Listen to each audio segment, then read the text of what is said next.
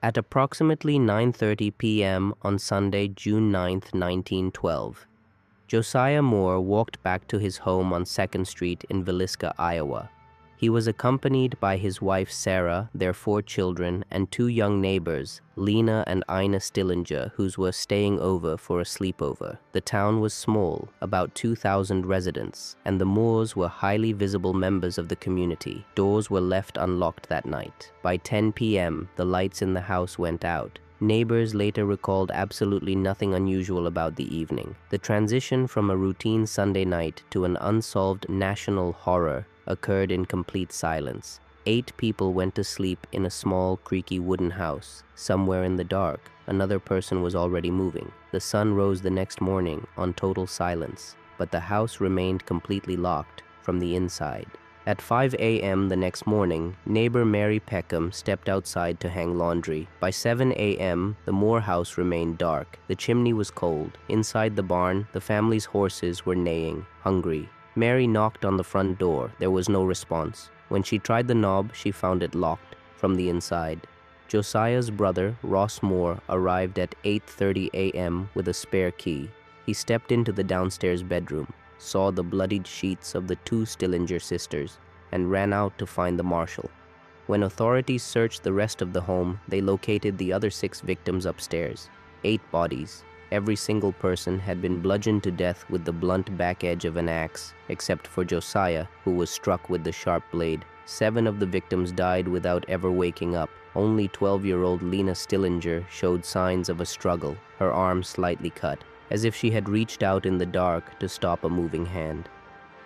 The physics of the crime presented an immediate problem. A single intruder had managed to slaughter 8 people in a small house without waking a soul. The horror of the Villisca house isn't just the violence, it is the calm that followed it. Robbery was not the motive. Josiah's trousers were found hanging undisturbed on the bedpost, still containing his watch, personal keys, and a significant amount of cash. Instead of fleeing, the killer stayed. The intruder walked through the rooms with deliberate purpose. They pulled every single window curtain closed. They took clothing from the closets and carefully covered the faces of all 8 victims. In the bedrooms, they draped cloths over every mirror, shielding the glass. Downstairs, near the bodies of the Stillinger girls, the killer left a 2-pound slab of raw bacon wrapped in a dish towel. Food was later found on the kitchen table. It indicated the killer prepared something to eat before stepping out the front door, turning the key from the outside, taking it with them, and vanishing. These actions were entirely non-utilitarian, serving no practical purpose for an escape. Covering the faces and veiling the mirrors shifted the mystery from a standard homicide into a specific behavioral puzzle.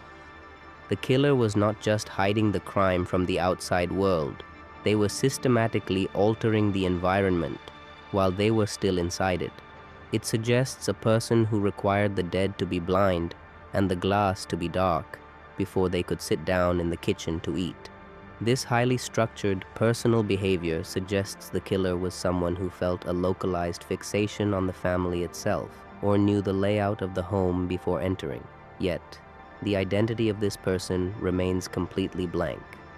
Before the crime scene could be secured, the local marshal allowed an estimated 100 local townspeople to walk through the bedrooms out of morbid curiosity. Onlookers were even permitted to pick up and handle the axe, completely obliterating any potential latent fingerprints left on the handle.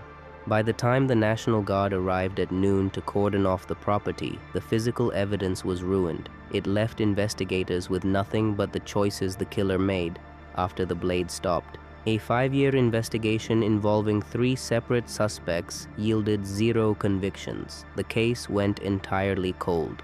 Over the decades, the house on 2nd Street was preserved exactly as it was that night, turning the property into a psychological baseline for everyone who entered.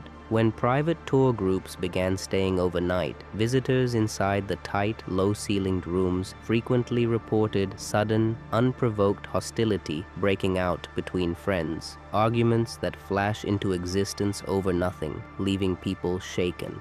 On November 7, 2014, that underlying tension broke. An overnight guest staying in the downstairs bedroom, the exact room where the Stillinger sisters were found, spent the evening attempting to verbally provoke the environment.